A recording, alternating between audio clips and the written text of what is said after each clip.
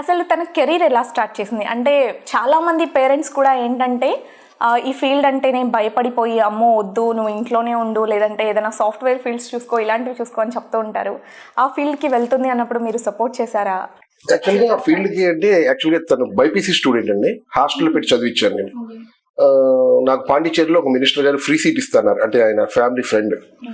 దానికోసం హాస్టల్లో పెట్టి చదివించిన టైంలో మనకి తెలంగాణ ఆంధ్రప్రదేశ్ విడిపోయినప్పుడు మిస్ విజయవాడ పోటీలు పడ్డాయి.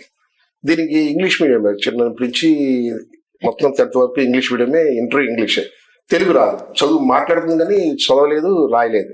డాడీ ఏంటి టీవీలో కిరీటం పడుతుందంటే, నాన్న మిస్ విజయవాడ పోటీలు పడుతున్నాయమ్మా అంటే, దీనికి కొంచెం చిన్నప్పటి నుంచి ఎఫ్ ఛానల్ చూసేది, ఫ్యాషన్ పిచ్చి. ఎఫ్ ఛానల్ ఎక్కువ పెట్టుకుని చూసేది. నేను రాగానే డాడీ అది పెట్టు అంటే అది పెట్టేవని చూసేది. సరదాగా తీసుకెళ్ళా, దానికి ఇంట్రెస్ట్ ఉంది కదా అని. కిరీటం కొట్టింది 2015. తర్వాత 2016లో వాళ్ళే మిస్ ఏపీ కండక్ట్ చేశారు. అప్పుడు పూనం కౌరు జడ్జిగా వచ్చింది. అప్పుడు మిస్ ఏపీ అయింది.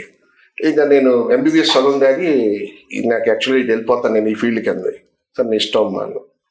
వాళ్ళ అమ్మ వాళ్ళు ఒప్పుకోలేదు, నేను బలవంతంగా తీసుకెళ్ళా. ఇంకా అక్కడి నుంచి స్టెప్ బై స్టెప్ ఎదుగుతూ వచ్చింది.